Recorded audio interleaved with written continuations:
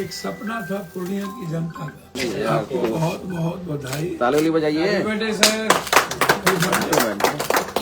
मैं नीतीश जी को भी धन्यवाद दूंगा व्यक्तिगत तौर पर, नरेंद्र मोदी जी को भी, मंत्री जी को भी।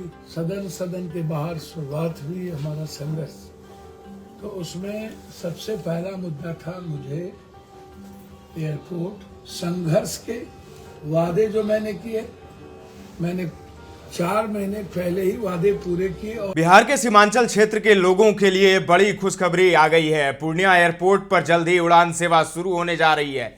इस ऐतिहासिक अवसर को लेकर पटना में सांसद पप्पू यादव ने अपने समर्थकों के साथ जश्न मनाया और केक काटकर खुशी जाहिर की। सबसे पहले हम आपको वो वीडियो दिखाते हैं जिसमें पप्पू यादव बहुत कुछ कह भी रहे हैं और उसके बाद केक काट रहे हैं। सुनिए। ये एक सपना था पूर्णिया की जनता का। नहीं, हो गया जल गया। हमने वादा किया था चुनाव में, पहला वादा था मेरा एयरपोर्ट, और हमने पहले ही मंत्री से मिलकर के कह दिया था कि दरभंगा के तर्ज पर आप टर्मिनल बना करके सामने सर आप पूर्णिया की जनता और कोसी सीमांचल की जनता को आप एक भेंट दीजिए। लगातार 7 बार सदन में यह मामले उठे और 5 बार हम मंत्री जी से मिले। मैं सबको धन्यवाद दूंगा, धन्यवाद देने में कंजूसी मैं नहीं रखता हूं। मैं नीतीश जी को भी धन्यवाद दूंगा व्यक्तिगत तौर पर, नरेंद्र मोदी जी को भी, मंत्री जी को भी। मैं लेकिन सबसे ज्यादा धन्यवाद मैं पूर्णिया की जनता को दूंगा कि 20 साल जब पप्पू यादव नहीं थे, 20 साल पहले मैंने वहां जब शहनबाज हुसैन जी मिनिस्टर थे, शरद यादव जी, रूढ़ी जी, तो लगातार हमारी लड़ाई चल रही थी और हम लोगों ने प्लेन शुरू किया था, चार्टर प्लेन। चार्टर प्लेन के बाद बंद हो गई, सपने खत्म हो गए। 10 साल 11 साल हमारे देश के प्रधानमंत्री रहे, डबल इंजन की सरकार रही, एक बार भी एयरपोर्ट की चर्चा सदन और सदन के बाहर नहीं। सिर्फ पूर्णिया की जनता ने की। तो केक काट के बाइटें देते हैं। चुनाव जीतने के बाद जब लगातार हमारे वादे सदन के बाहर शुरुआत हुई हमारा संघर्ष, तो उसमें सबसे पहला मुद्दा था मुझे एयरपोर्ट, दूसरा था बाढ़ से मुक्ति, तीसरा था NH, चौथा था रेलवे, 5वां था भ्रष्टाचार। तो एक बात बिल्कुल क्लियर है कि हमने पहला वादा, हम तो कई वादे जीत गए। हम तो 3 NH भी, स्वीकृत एक्सप्रेसवे भी, बाढ़ का DPR 2026 में भर के PM ने परसों चिट्ठी हमको लिखा कि जो आपने मुद्दे उठाए 26 में बाढ़ का DPR बन जाएगा और 27-28 तारीख से 27 और 28 में हाई डैम के निर्माण की कार्य शुरुआत हो जाएगी। तो हम छोड़ने वाले नहीं हैं, लगातार हमारी लड़ाई है। अभी तो 25 तारीख के बाद सदन में जंग शुरू होगी, बिल्कुल महाभारत होगा, और वो महाभारत होगा GST, सहारा और बंद पड़े फैक्ट्री को लेकर। ये जो GST कमिश्नर लोग हैं, ये लोग समझिए कि आतंक मचा के रखे हैं। 1 करोड़ रुपया महीना कमा रहे हैं, आतंक मचा के रखे, इसलिए हम छोड़ने वाले नहीं। अब ये जो विक्ट्री है, ये विक्ट्री जनता की विक्ट्री है, उसके लिए ये केक करते हैं पूर्णिया की जनता, आवाम। और मैं एक बात आग्रह अंत में जरूर करूंगा कि जो लोग कभी कभी कुछ पोस्ट करते हैं, मुझे उनसे पूछना चाहूंगा कि 20 साल पप्पू यादव नहीं थे, तो फिर आपने एक बार भी एयरपोर्ट की चर्चा क्यों नहीं की, एक बार भी सदन में चर्चा क्यों नहीं की, ये आप हमको बताइए। और 20 साल के अंदर हमारे प्रधानमंत्री जी 11 साल से तो थे ना, और नीतीश कुमार जी 20 साल से थे, तो एक बार भी आज तक नीतीश कुमार जी एयरपोर्ट के जमीन के मामले को लेकर गंभीर क्यों नहीं हुए? वो तो हमारे नेता, सांसद, प्रतिनिधि वहां पर हम लोगों ने और गांव के लोगों ने हमको कॉपरेट किया कि जब पप्पू यादव आ गए तो हम जमीन देने को तैयार हैं। इसके पहले तो आपने जमीन के लिए लाठी गोली तक चलाई थी, लोगों को जेल में बंद किया था।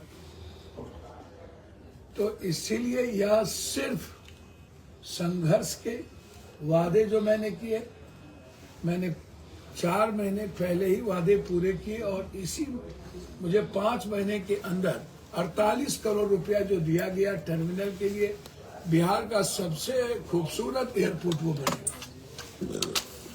मैं इसीलिए बधाई देता हूँ और पीछे अरे आपको बहुत बहुत बधाई। ताली बजाइए।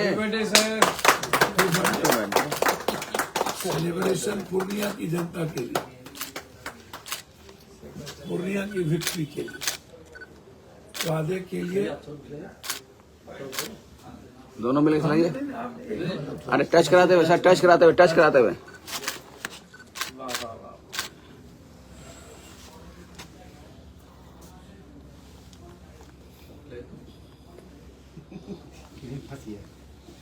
कौन कहाँ से लाया है? चलिए भैया, किसान नेता और लोग काटते आप लोग।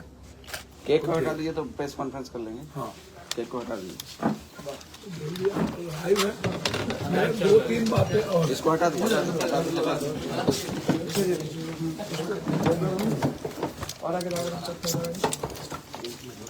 लाइव चल ही रहा है। मैं 2-3 बात करना चाहूँगा।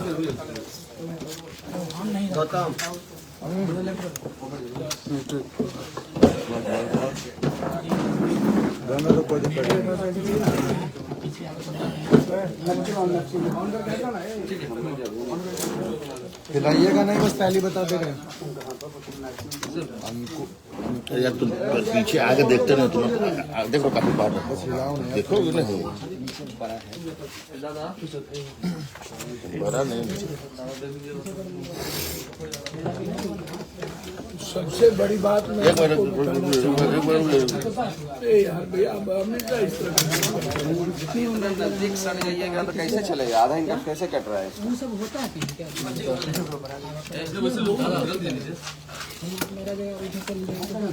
सबसे बड़ी बात मेरा है, ठीक है। एक तरफ मैं बधाई देना चाहूँगा महाराष्ट्र और झारखंड की जनता को। झारखंड में जिस तरीके से पैसे की लूट, आडंबर, नफरत पैदा किए गए, मैं खास तौर पर झारखंड के हर जाति की जनता को, जिन्होंने हेमंत सरकार पर दोबारा विश्वास किया, ये ऐतिहासिक क्षण है। आज तक झारखंड में दोबारा सरकार किसी की नहीं बनी और ये मुंह खाने पड़े गुंडे लोगों को, बाहर से आने वाले, जो गिद्ध दृष्टि जिनकी थी। हम लोग परिवार बन करके चुनाव लड़े और मुझे उम्मीद ही नहीं है, हम 50 के लगभग सीट ला करके हम दोबारा सरकार बनाएंगे।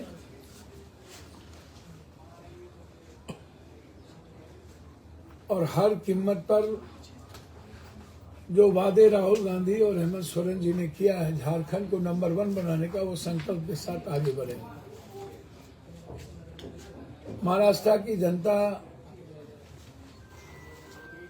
ने भी जिस तरीके से शरद पवार, राहुल गांधी जी, उद्धव जी पर भरोसा जताया है, उसके लिए इतने नफरत मराठी गुजराती के बीच झगड़ा लगाने के बावजूद भी, इतने नफरत के बावजूद भी, यदि 20 लाख वो ईवीएम कहाँ है जो चोरी हुई थी, और 20 आदमी को बधाई तो दूंगा कि देर आए दुरुस्त आए। आपने पूर्णिया की जनता के संघर्ष को देखा और मैं अपनी ओर से पूर्णिया की जनता, सीमांचल की जनता को बधाई दूंगा, जो पप्पू यादव बेटे के नहीं रहने के बावजूद उन्होंने लगातार संघर्ष किया चुनापुर एयरपोर्ट को लेकर के।